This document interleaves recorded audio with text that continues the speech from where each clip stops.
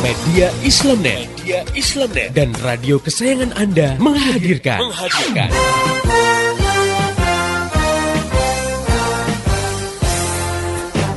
Voice of Islam. Pastinya di ajang kontes kecantikan itu ada pamer aurat dong. Oh, benar banget, Mbak.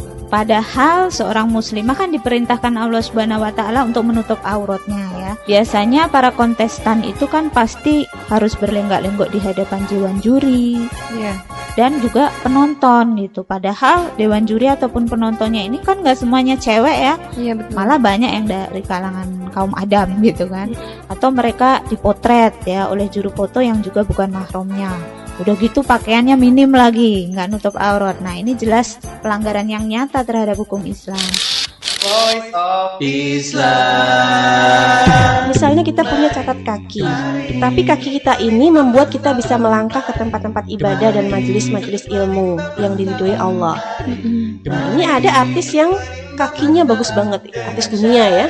Sampai kaki itu diasuransikan untuk satu kaki aja itu jutaan dolar, berapa miliar itu. Iya. Nah, tapi kakinya buat difoto di mana-mana, dipamerkan untuk maksiat, ya. Artinya kaki itu digunakan untuk maksiat gitu. Iya. Ya, itu jelas kan tidak ada gunanya, bahkan bisa menjerumuskan. Ya. Iya. Nah, makanya yang namanya fisik itu sudah karunia, ya kita harus bersyukur. Al-Quran sudah mengingatkan sedikit sekali orang yang bisa bersyukur. Jadi bisa bersyukur itu adalah sesuatu yang sangat mahal. Menimbang masalah dengan syariah. Voice of Islam.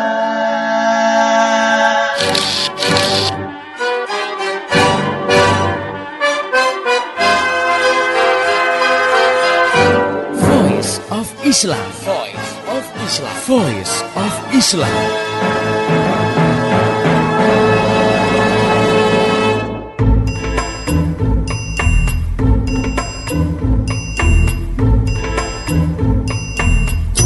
Halo Indonesia, Assalamualaikum warahmatullahi wabarakatuh. Jumpa lagi dengan saya Tresna Sari dalam Voice of Islam. Kerja bareng Media Islamnet dengan radio kesayangan Anda ini. Dan insya Allah selama 30 menit ke depan, seperti biasa saya akan menemani ruang dengar Anda dalam rubrik Keluarga Sakinah. Dan di sini saya ditemani oleh seorang pakar yang insya Allah pendengar yang budiman selalu menunggu-nunggu pakar ini, yaitu Ustazah Insinyur Ratu Erma Rahmayanti. Dan beliau adalah pembina Forum Mar'ah Sholihah Pusat Pengembangan Islam di Bogor. Baik, kita sapa dulu beliau. Assalamualaikum warahmatullahi wabarakatuh, Ustazah. Waalaikumsalam warahmatullahi wabarakatuh. Bagaimana kabarnya hari ini? Alhamdulillah baik. Ya, alhamdulillah. Baik, pendengar yang budiman, insya Allah kali ini kita akan mengangkat tema tentang nikah siri. Ya, kita tahu menikah dan membina rumah tangga merupakan keinginan semua orang. Nah, sudah tentu yang diharapkan adalah hubungan yang harmonis, saling percaya dan melindungi, dan juga saling mendukung. Mitsaqon Golizon atau perjanjian yang amat kokoh, demikian Al-Quran menggambarkan hubungan pernikahan antara pasangan suami istri. Nah, istilah ini memberikan sinyal bahwa hubungan suami istri harus dibina dalam suatu hubungan dua arah, yang saling menguatkan tentunya. Nah, satu pihak menjadi pendukung dari yang lain, dan tidak ada satu pihak pun yang dirugikan atau hak-haknya terancam. Nah, dalam konteks kekinian, khususnya di Indonesia, aturan itu ditambah lagi dengan kewajiban untuk mencatatkan perkawinan itu ke kantor urusan agama atau KUA. Nah, di sini dengan maksud agar kedua pasangan itu mendapat payung hukum jika terjadi hal-hal yang tidak diinginkan di kemudian hari. Nah, apabila dalam mengarungi kehidupan berumah tangga terdapat persoalan, mereka mendapat bantuan dari hukum yang berlaku. Nah, pendengar yang budiman, pembahasan kita kali ini berkenaan dengan pernikahan siri atau istilah lainnya pernikahan bawah tangan. Nah, seperti apa pernikahan siri itu? Bagaimana Islam memandangnya? Bolehkah kita melakukan pernikahan siri ini? Hal inilah yang akan kita perbincangkan. Nah, baik pendengar, kita langsung berbincang dengan Ustazah Ratu Erma Rahmayanti. Baik Ustazah, sebenarnya dari pengertian pernikahan siri itu sendiri apa sebenarnya? Ya, Bismillahirrahmanirrahim. Alhamdulillahirrabbilalamin. Pendengar yang budiman dan juga Mbak Tresna Sari, Alhamdulillah sampai hari ini kita masih diberikan kekuatan dan kesehatan untuk terus membahas tentang pemikiran-pemikiran Islam. Iya, alhamdulillah. Baik pendengar yang budiman, kaitannya dengan pernikahan siri ini yang juga umum dikenal dengan pernikahan bawah tangan, itu memiliki dua pengertian. Ya. Yang pertama, nikah siri berdasar definisi hukum atau fikih, yaitu nikah yang dirahasiakan dan hanya diketahui oleh pihak yang terkait dengan akad. Ya. Jadi pada akad ini kan ada dua mempelai, kemudian ada dua orang saksi, ada wali ya bagi pihak perempuan ya. Nah, semua pihak itu diminta untuk merahasiakan pernikahan itu dan tidak seorang pun dari mereka diperbolehkan menceritakan akad tersebut kepada orang lain. Oh iya, gitu. Nah, definisi ini kita ambil dari fikih Islam wa adilatuhu ya, juz 7 halaman 81. Nah, jadi dari definisi pertama tadi ya, bisa saja orang yang mencatatkan pernikahannya ke KUA, kantor urusan agama, itu disebut juga nikah siri dengan pengertian fikih jika semua pihak diminta merahasiakan pernikahan tersebut. Nah, itu definisi pertama. Yang kedua, nikah siri yang dipersepsikan masyarakat. Ya, ini pernikahan yang tidak dicatatkan secara resmi ke KUA. Nah, masyarakat menganggap pernikahan seperti itu ya walaupun tidak dirahasiakan, tetap dikatakan nikah siri selama belum didaftarkan secara resmi ke kantor urusan agama. Jadi seperti itu ya pengertian nikah siri yang ada. Nah, dari pengertian ini gitu ya, di masyarakat itu mana sih yang banyak dipakai oleh orang-orang kebanyakan gitu ya? Iya. Dan kenapa gitu mereka melaksanakan pernikahan siri ini, Ustazah? Pengertian nikah siri yang sekarang banyak dipakai adalah pengertian yang kedua, yaitu yang dipersepsikan oleh masyarakat. Ya, yang pernikahannya memenuhi syarat sebenarnya ya, ada dua orang saksi, ada wali, ada dua mempelai, ada ijab kabul ya. Tetapi belum secara resmi terdaftar. Itu Di kan KUA definisi, itu ya, ya. di kantor urusan agama itu. Nah, definisi ini yang banyak dipakai. Nah, adapun mengapa orang melakukan nikah siri, tentu saja ada alasannya yang terjadi sekarang ini ya. Nah, kemungkinan besar bila pernikahannya itu tidak dicatatkan ke KUA itu disebabkan tidak mampunya mereka membayar biaya pendaftaran atau pencatatan atau biaya registrasi ya, yang pada waktu tahun 94 ya, saya menikah itu Rp75.000 ya. Sekarang mungkin sudah ratusan ribu barangkali ya. Terakhir kali saya dengar 200 ribuan.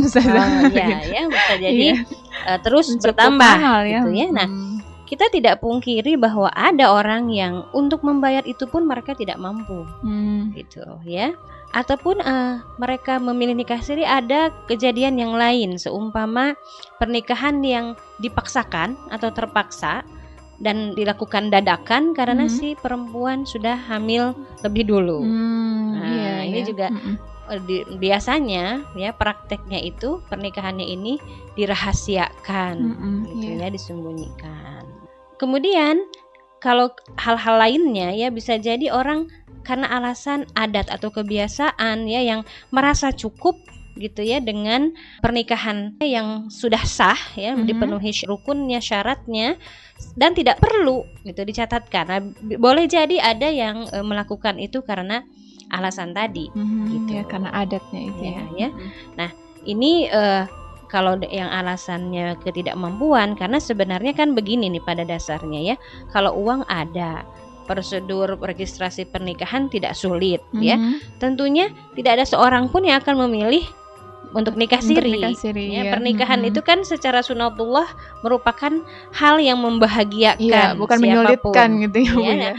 Nah, pastilah semua orang ingin kebahagiaannya ini disampaikan pada yang lain. Gitu. Iya, oke. Nah, lalu hukum pernikahan siri itu bagaimana? Apa tetap sah atau karena ini masalahnya nggak dicatat gitu ya di KUA-nya gitu? Iya, kalau pengertian nikah siri pertama ya, yaitu pernikahannya sah secara hukum syara tapi dirahasiakan. Nah, ini berbeda pendapat ya di kalangan imam madhab itu. Imam Malik mengatakan pernikahan tersebut batal sebab pernikahan itu wajib diumumkan pada masyarakat luas. Ini pendapat Imam Malik. Ya. Nah, sedangkan pendapat Imam Syafi'i dan Imam Abu Hanifah ya, beliau menyatakan nikah siri hukumnya sah tapi makruh dilakukan. Nah, ini pengertian yang tadi. Jadi semua pihak diminta untuk merahasiakan. Nah, itu ulama berbeda pendapat dalam masalah itu. Nah, tapi apa seperti itu ya pendapat mereka, kita dapat ambil kesimpulan bahwa para ulama ini dalam tanda petik keberatan ya terhadap pernikahan siri ya. Mengapa? Karena pada prinsipnya ya, mengingat sabda Rasulullah SAW ya, beliau mengatakan sesungguhnya Rasulullah itu tidak senang pada nikah siri sehingga pernikahan itu dirayakan dengan tabuhan rebana. Nah, ini dalam hadis riwayat Imam Ahmad. Nah, jadi Rasulullah sendiri tidak setuju kalau kita ya umatnya memilih pernikahan jenis ini, gitu. Nikah siri ini ya. Dan dalam hal ini Nabi Muhammad SAW sangat menganjurkan untuk mengumumkan pernikahan kepada masyarakat luas, ya, sebagaimana sabda beliau yang lain pada riwayat Imam Ahmad dan Tirmizi, beliau mengatakan, "A'linu hadan nikah waj'aluhu fil masajid wadribu alaihi bid-dufuf." Nah, Rasul mengatakan, "A'linu, beritahukanlah hadan nikah, pernikahan ini, waj'aluhu fil masajid, dan jadikanlah pernikahan itu atau diselenggarakan di masjid gitu ya, waj'aluhu fil masajid itu, wadribu alaihi bid-dufuf." Coba juga disertai dengan ditabuhnya dufuf ya, rebana. Itu kalau dalam praktek masyarakat Betawi ya, masih ya, nikahnya rame banget kan ya. Ada tabuhan rebana, tapi dalam beberapa praktek masyarakat adat dia juga masih digunakan hal seperti itu. Namun kan sekarang kebanyakan sudah berganti dengan organ tunggal atau dengan live musik ya, band dan lain-lain. Nah, jadi pada dasarnya ya, sesuai dengan anjuran Rasul itu harus diumumkan. Sekarang selanjutnya, kenapa harus diumumkan? Karena di samping sebagai pemberitahuan atas berlangsungnya pernikahan ya, juga terkandung maksud agar masyarakat menjadi saksi dalam tanda petik ya, atas adanya ikatan antara dua pasang manusia tersebut, gitu ya. Nah, masyarakat kan jadi tahu bahwa mereka itu telah terikat dalam pernikahan yang sah. Nah, dengan segala konsekuensinya tentunya ya. Nah, jadi jika ada pihak yang nanti melanggar komitmen pernikahan, ya, minimal masyarakat dapat memberikan ya sanksi moral lah gitu kepada pihak yang melanggar, karena mereka mengetahui bahwa si fulan dan fulana ini sudah menjadi suami istri, gitu. Nah, ini hal yang dapat kita lihat dari pernikahan yang memang secara sunnah Rasulullah itu harus diumumkan. Gitu. Subhanallah ya, pendengar yang budiman. Sebelum kita lanjutkan perbincangan selanjutnya, baiknya kita dengarkan lagu yang berikut ini. Tetap setia di Voice of Islam. Saat dua hati berjanji untuk arungi hidup di jalannya, Allah kan berkahi mereka kala dalam doa, kala dalam asa. Menjadilah mentari benih pagi, terangi bumi, terangi hati. Menjadilah keheningan malam kala berjuta insan larut dalam doa. Selamat datang kawan di duniamu yang baru, ku doakan semoga bahagia. Selamat datang kawan di duniamu yang baru, ku doakan semoga bahagia.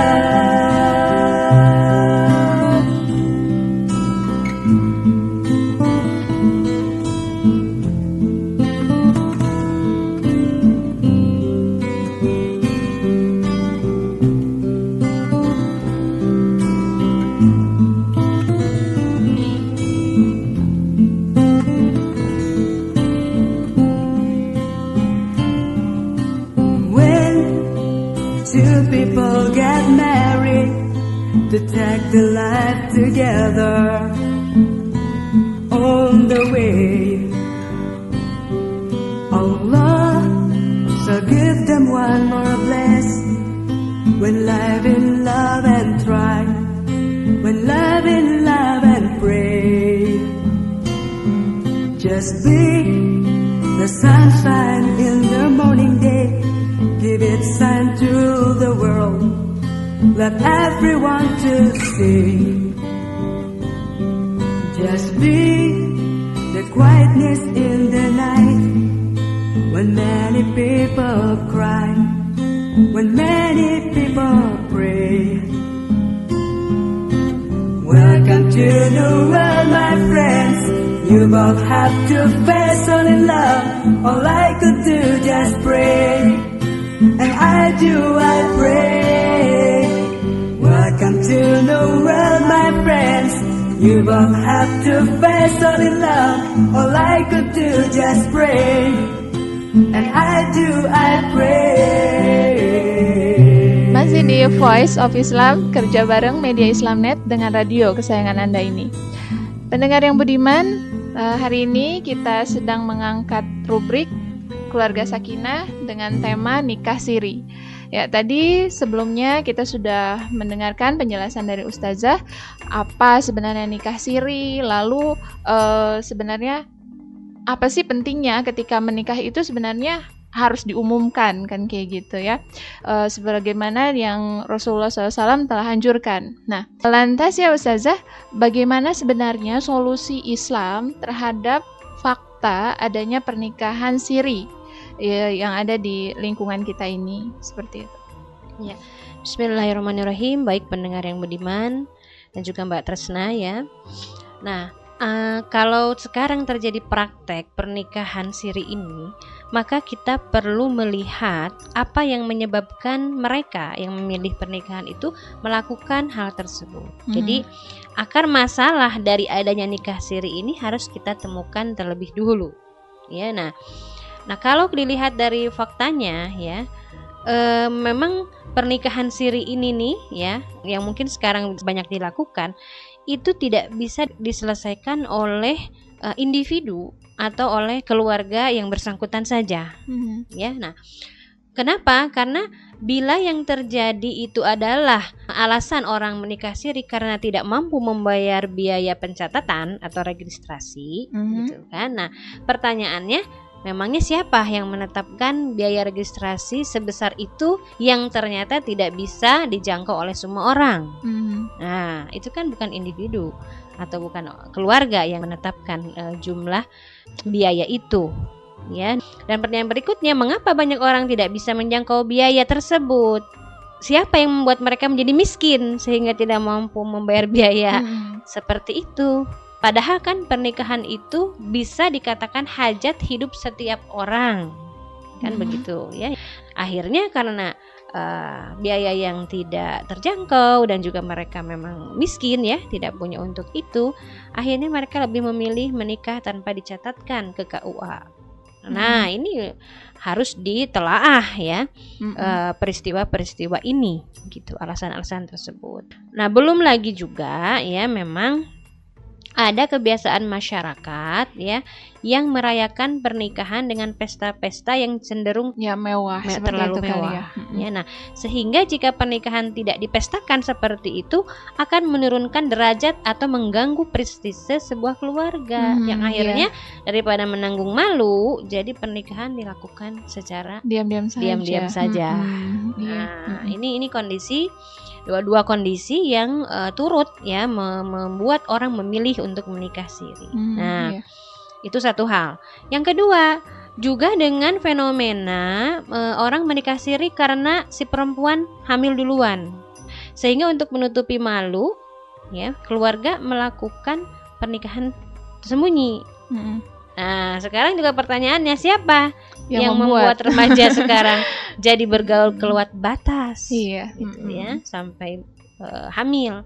Kemudian siapa juga yang membiarkan rangsangan nafsu syahwat kaum muda ini menjadi tambah bergelora, ya banyaknya rangsangan-rangsangan itu, ya. Nah, kenapa film-film, komik, majalah, porno yang merangsang birahi itu kok dibiarkan? Nah, dan segudang pertanyaan lainnya. Nah, semua fakta persoalan ini kan tidak bisa ditanggulangi oleh individu, ya, hatta masyarakat. Ya, walaupun masyarakat juga tidak bisa. Nah, dilihat dari jenis persoalannya, tentu yang bisa menyelesaikan ini adalah mereka yang punya otoritas kewenangan untuk mengatur kehidupan masyarakat. Nah, dan ini tentu saja siapa lagi kan kalau bukan pemerintah. Nah, jadi ya untuk menyelesaikan fenomena nikah siri ini juga tidak bisa hanya sekedar diinformasikan bahwa nikah siri itu batil atau membawa pada satu resiko umpamanya.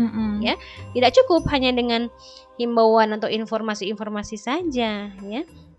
Tetapi harus diselesaikan dengan cara meningkatkan ketakwaan individu. Ya, kalau itu persoalannya nikah karena hamil duluan, ya. Nah, kemudian meningkatkan kepedulian masyarakat terhadap persoalan kemiskinan. Kalau mereka punya uang, yang tidak bisa membayar dan tetangga misalkan tahu ya dibantulah iuran ya supaya mereka bisa mencatatkan ya pernikahannya. Nah, juga meningkatkan kepekaan masyarakat ya dalam memberantas pergaulan bebas, maraknya aksi pornografi dan sebagainya. Nah, di samping itu pemerintah pun harus memenuhi kebutuhan setiap individu masyarakat ya, kebutuhan yang tadi hajat hidup orang itu ya, dan juga pemerintah harus menegakkan sanksi terhadap orang-orang yang melanggar aturan ya. Jadi yang penting adalah selesaikan dulu apa yang menjadi akar masalah dari munculnya nikah siri ini. Itu yang penting harus kita pahami. Iya. Nah, sekarang itu juga ada ya Bu ya. Jadi akhirnya ada nikah massal tuh ya, karena tadi awalnya itu mereka nikah siri. Nah, tapi tidak sedikit juga yang belum nikah gitu ya, nikah siri, akhirnya mereka menunggu nikah massal gitu. Nah, apakah ini juga suatu solusi gitu yang dilakukan oleh pemerintah gitu? Setahu saya hal ini juga dilakukan kebanyakan itu oleh LSM, ya, oleh lembaga swadaya masyarakat atau oleh yayasan-yayasan tertentu yang memang melihat ini persoalan nyata yang di depan mata gitu, di depan mata mereka ya, dianggap persoalan. Nah, dan kemudian mereka akhirnya membiayai kan registrasi beberapa pasang ya mereka yang menikah dan ada yang sudah cukup lama yang sudah punya anak. Udah dewasa ya, dan besar juga sudah. Saya kira ini bukan solusi yang tepat ya, solusi yang jitu ya. Ini kalau kita bicara perbaikan secara keseluruhan ya, secara sistemis gitu ya. Karena yang penting adalah bahwa pemerintah ini perlu melakukan edukasi ya kepada para pemuda-pemudi yang nanti mereka mau masuki jenjang pernikahan ya, bahwa pernikahan itu suatu hal yang perlu dipersiapkan dengan baik dan matang gitu ya, membutuhkan pengorbanan ya, baik materi maupun moral ya, dan juga mereka harus siap dengan seperangkat aturan yang berdasarkan pada konsekuensi mereka keimanan terhadap Allah itu harus menjalankan kewajiban-kewajiban ya dalam pernikahan dan juga memenuhi hak-hak pasangannya gitu. Jadi ini yang sekarang perlu dilakukan adalah sosialisasi pendidikan yang baik dan benar tentang pernikahan dan membuat persepsi pernikahan yang sesuai dengan syariat Islam ya. Jadi pernikahan jangan dijadikan momok ya, atau jangan dipersulit ya, atau juga sudah dianggap tidak sakral dan lain-lain. Nah, ini harus segera dihilangkan ya. Jadi walaupun tadi dilakukan pernikahan massal, yaitu solusi yang sifatnya insidental dan juga skupnya itu kecil, terbatas gitu ya. Gitu. Dan bukan solusi yang jitu. Ya, oke. Lalu Ustazah, dalam kehidupan masyarakat gitu ya, di mana hukum Islam diberlakukan secara kafah, nah memungkinkan tidak munculnya pernikahan siri ini? Ya. Nah, aturan Islam ini mengatur urusan pernikahan mulai dari pra pernikahan, prosesnya, dan setelah akad selesai. Ya. Nah, tidak ada ketentuan bahwa pernikahan itu boleh disembunyikan. Itu tidak ada. Dan pertanyaan juga untuk apa gitu dia disembunyikan itu? Diam-diam itu ya. Kan sebagaimana hadis tadi bahwa pernikahan itu sunnahnya diumumkan. Bahkan Imam Malik mengatakan itu wajib gitu. Ya, nah, meski memang caranya tidak harus dengan pesta besar-besaran yang cenderung tabzir tadi, yang mubazir, ya, karena disinggung juga dalam sebuah hadis Rasul mengatakan bahwa seburuk-buruk hidangan adalah hidangan pesta yang hanya untuk orang-orang yang orang mampu saja, gitu, bukan untuk fakir miskin, gitu, ya. Nah, lalu bagaimana Islam menggambarkan, ya? Nah, cukup diberitahukan kepada orang yang memang mampu dijangkau oleh keluarga tersebut. Artinya ya sesuai kemampuan gitu lah. Ya, kalau dia mampunya mengundang 200 orang skupnya RW, ya itu yang dilakukan. Dia tidak harus kemudian dengan mengundang 1000 orang dengan keterpaksaan gitu ya, hutang sana hutang sini dan lain-lain gitu. Nah, ya. Jadi itu yang Islam tuh menggambarkan seperti itu. Dan kemudian juga kalau memang pernikahan siri itu karena pergaulan bebas, Islam itu sudah jauh-jauh hari melakukan tindakan preventif agar muda-mudi ini tidak terjerumus kepada pergaulan bebas, ya. Jangankan sampai hamil, ya, untuk berdua-duaan saja gitu, bergandengan tangan saja, ya, yang itu merupakan muqaddimatuz zina, preambul persiapan menuju zina, ya, berduaan, pegang-pegangan, dan sebenarnya itu sudah dilarang, gitu, ya.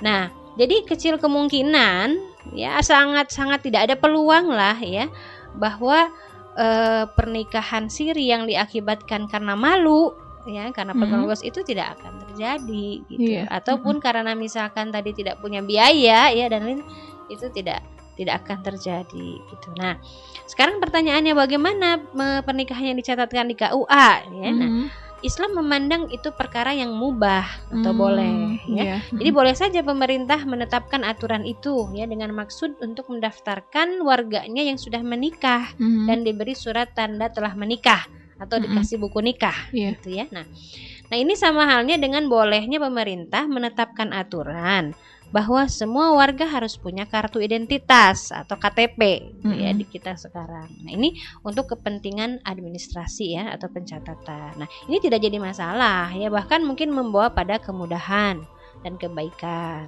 ya. Nah, kemudian juga di sisi lain pemerintah tidak boleh mempersulit urusan pernikahan, jadi harus dipermudah. Ya, nah, juga ini yang harus diingat bahwa janganlah pernikahan ini dijadikan ajang bisnis, ya, memungut dana dari masyarakat untuk kepentingan sekelompok orang, ya. Apa yang dikhawatirkan orang sekarang, ya, kalau pernikahan tidak dicatatkan nanti membawa resiko pada perempuan khususnya, ya, kalau di kemudian hari nanti terjadi apa-apa gitu, ya, kegoncangan rumah tangga. Nah, dia tidak dapat menuntut suami kan untuk memberi nafkah pada anaknya kalau ketika bercerai itu dia tidak dikabulkan karena nggak ada pencatatan kan di awalnya begitu. Nah, ya, jadi sehingga, ya, karena dia tidak dicatatkan di KUA itu kan dia tidak dapat diurus gitu, ya, diurus tuntutan-tuntutannya itu. Nah, dalam sistem Islam persoalannya tidak menjadi sesulit itu. Ya, nah, dengan adanya pengakuan atau sumpah, ya, serta adanya saksi, ya, yang saksi ini bersumpah di depan penguasa bahwa perempuan tersebut telah menikah dan dia mendapatkan kezoliman dari suaminya, nah, maka hakim atau penguasa tadi berhak mengambil tindakan tegas pada suaminya itu. Gitu, ya. Jadi kalau kita sekarang, ya, menggambarkan bagaimana nanti, ya, masalah pernikahan saja, ya, kalau dalam kondisi syariah Islam diterapkan, maka apa yang dikhawatirkan oleh orang-orang sekarang, ya, atau yang kemudian dianggap resiko gitu, ya, itu sebenarnya tidak akan terjadi gitu. Nah, sekarang kalau mau dirasakan, ya, dicoba terapkan dulu, ya, gitu. ya. Oke ya, subhanallah. Itu tadi pembahasan kita tentang nikah siri. Mudah-mudahan pendengar yang budiman yang memang berniat untuk menikah, ya lebih baik diumumkan saja meskipun tidak perlu bermewah-mewahan. Dan insya Allah itu tetap sah ya, terutama di mata Allah Subhanahu Wa Taala, asalkan syarat-syaratnya terpenuhi tadi. Nah, jika pendengar yang budiman ingin mengajukan saran, kritik ataupun bentuk pertanyaan, silahkan kirim melalui SMS ke nomor 0856 9492 4411 atau melalui email ke mediaislamnet@yahoo.com. Atau yang ingin mengetahui tentang Voice of Islam, radio-radio yang menyiarkannya, dan kota mana saja yang menyiarkan Voice of Islam, bisa diklik di www.gaulislam.com. Saya Tresna Sari dan seluruh kru yang bertugas pada hari ini mengucapkan terima kasih kepada Ustazah Insinyur Ratu Erma Rahmayanti atas penjelasannya. Ya, baik, sama-sama. Ya. Dan juga pendengar yang budiman yang telah setia mendengarkan Voice of Islam kali ini. Dan esok hari insya Allah Voice of Islam akan kembali di gelombang dan waktu yang sama. Pesan saya, sampaikan apa yang Anda dengar pada hari ini kepada yang lain agar rahmat Islam segera tersebar termasuk di kota Anda yang tercinta ini. Mari menimbang masalah dengan syariah. Assalamualaikum warahmatullahi wabarakatuh. Demikian tadi Voice of Islam. Semoga hikmah yang terkandung bermanfaat untuk kita semua. Amin, amin, amin. Ya Robbal Alamin. Kembali bisa Anda dengarkan Voice of Islam. Menghadirkan topik-topik seputar kehidupan kita esok hari di waktu dan gelombang yang sama.